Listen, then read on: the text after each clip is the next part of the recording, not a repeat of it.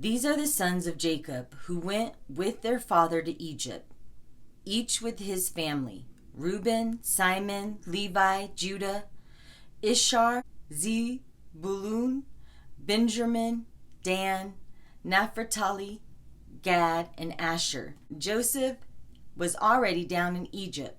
In all, Jacob had 70 direct descendants. In time, Joseph and each of his brothers died, ending that generation. But their descendants had many children and grandchildren. In fact, they multiplied so quickly that they soon filled the land. Then a new king came to the throne of Egypt, who knew nothing about Joseph or what he had done. He told his people, "These Israelites are becoming a threat to us because there are so many of them. We must find a way to put an end to this. If we don't, and if war breaks out, they will join our enemies and fight against us. Then they will escape from the country." So the Egyptians made the Israelites their slaves and put brutal slave drivers over them, hoping to wear them down under heavy burdens. They forced them to build the cities of Pithom and Ramesses as supply centers for the king. But the more the Egyptians oppressed them, the more quickly the Israelites multiplied. The Egyptians soon became alarmed and decided to make their slavery more bitter still.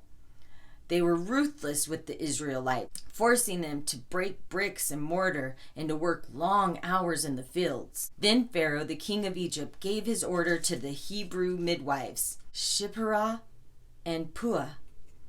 "When you help the Hebrew women give birth, kill all the boys as soon as they are born. Allow only the baby girls to live." But because the midwives feared God, they refused to obey the king and allowed the boys to live too. Then the king called for the midwives. "Why have you done this?" he demanded. "Why have you allowed the boys to live?" "Sir," they told him, "the Hebrew women are very strong. They have their babies so quickly that we cannot get there in time. They are not slow in giving birth like Egyptian women." So God blessed the midwives, and the Israelites continued to multiply, growing more and more powerful. And because the midwives feared God, he gave them families of their own. Then Pharaoh gave his order to all his people, "Throw all the newborn Israelite boys into the Nile River, but you may spare the baby girls." During this time, a man and woman from the tribe of Levi got married. The woman became pregnant and gave birth to a son. They saw what a beautiful baby he was and kept him hidden for 3 months. But when she could no longer hide him, she got a little basket made of papyrus reeds and waterproofed it with tar and pitch. She put the baby in the basket and laid it among the reeds along the edge of the Nile River. The baby's sister then stood at a distance, watching to see what would happen to him. Soon after this, one of Pharaoh's daughters came down to bathe in the river, and her servant girls walked along the river bank. When the princess saw the little basket among the reeds, she told one of her servant girls to get it for her. As the princess opened it, she found the baby boy. His helpless cries touched her heart. "He must be one of the Hebrew children," she said. Then the baby's sister approached the princess. "Should I go and find one of the Hebrew women to nurse the baby for you?" she asked. "Yes, do," the princess replied. So the girl rushed home and called the baby's mother. "Take this child home and nurse him for me," the princess told her. "I will pay you for the help." So the baby's mother took her baby home and nursed him. Later, when he was older, the child's mother brought him back to the princess, who adopted him as her son. The princess named him Moses, for she said, "I drew him out of the water." Many years later, when Moses had grown up, he went out to visit his people, the Israelites, and he saw how hard they were forced to work. During this visit, he saw an Egyptian beating one of the Hebrew slaves. After looking around to make sure no one was watching, Moses killed the Egyptian and buried him in the sand. The next day, as Moses was out visiting his people again, he saw 2 Hebrew men fighting. "What are you doing, hitting your neighbor like that?" Moses said to the one in the wrong. "Who do you think you are?" the man replied. "Who appointed you to be our prince and judge? Do you plan to kill me as you killed the Egyptian yesterday?" Moses was badly frightened because he realized that everyone knew what he had done. And sure enough, when Pharaoh heard about it, he gave orders to have Moses arrested and killed. But Moses fled from Pharaoh and escaped to the land of Midian.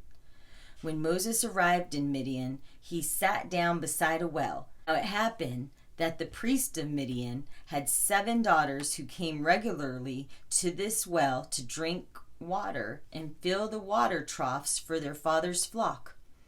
But other shepherds would often come and chase the girls and their flocks away. This time, however, Moses came to their aid, rescuing the girls from the shepherds.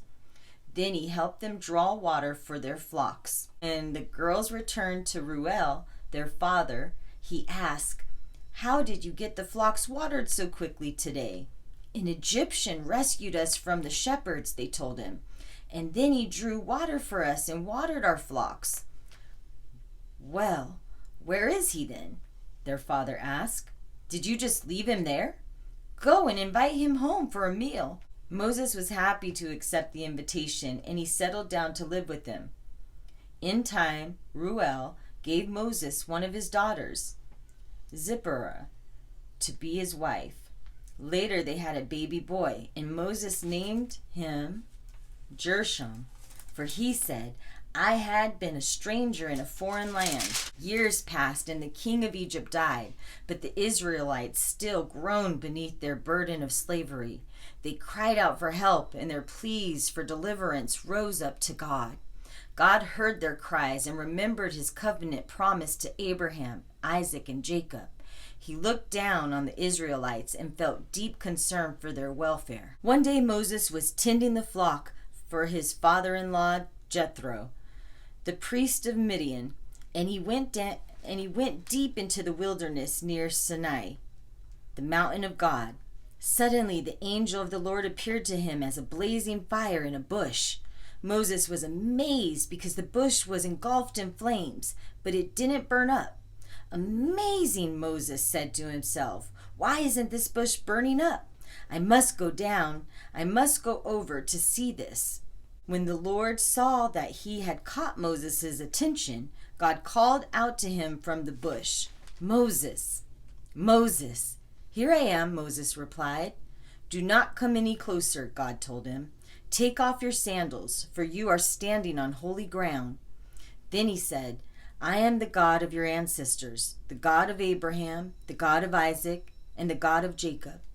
When Moses heard this, he hid his face in his hands because he was afraid to look at God. Then the Lord told him, "You can be sure I have seen the misery of my people in Egypt. I have heard their cries for deliverance from their harsh slave drivers. Yes, I am aware of their sufferings. So I have come to rescue them from the Egyptians and lead them out of Egypt into their own good and spacious land. It is a land flowing with milk and honey, the land where the Canaanites, Hittites, Amorites, Perizzites, Hivites, and Jebusites live. The cries of the people of Israel have reached me. I have seen how the Egyptians have oppressed them with heavy tasks. Now go, for I am sending you to Pharaoh. You will lead my people, the Israelites, out of Egypt." "But who am I to appear before Pharaoh?" Moses asked God. "How can you expect me to lead the Israelites out of Egypt?" Then God told him, "I will be with you, and this will serve as proof that I have sent you. When you have brought the Israelites out of Egypt, you will return here to worship God at this very mountain." But Moses protested, "If I go to the people of Israel and tell them, 'The God of your ancestors has sent me to you,' they won't believe me. They will ask, 'Which God are you talking about? What is his name?' Then what should I tell them?" God replied, "I am the one who always is. Just tell them I am has sent me to you." God also said, "Tell them the Lord, the the God of your ancestors, the God of Abraham, the God of Isaac, and the God of Jacob, has sent me to you. This will be my name forever. It has always been my name, and it will be used throughout the generations. Now go and call together all the leaders of Israel. Tell them, the Lord, the God of your ancestors, the God of Abraham, Isaac, and Jacob, appeared to me in a burning bush, he said. You can be sure that I am watching over you and have seen what is happening to you in Egypt. I promise to rescue you from the oppression of the Egyptians. I will lead you to the land now occupied by the Canaanites, Hittites, Amorites, Perizzites, Hivites, and Jebusites, a land flowing with milk and honey. The leaders of the people of Israel will accept your message. Then all of you must go straight to the king of Egypt to tell him, the Lord, the God of the Hebrews, has met with us. Let us go on a 3-day journey into the wilderness to offer sacrifices to the Lord our God. But I know that the king of Egypt will not let you go, except under heavy pressure. So I will reach out and strike at the heart of Egypt with all kinds of miracles. Then at last he will let you go, and I will see to it that Egyptians treat you well. They will load you down with gifts so that you will not leave empty-handed. The Israelite women will ask for silver and gold jewelry and fine clothing from their Egyptian neighbors and their neighbors' guests. With this clothing, you will dress your sons and daughters in this way. You will plunder the Egyptians. In Jesus' name, may y'all be blessed.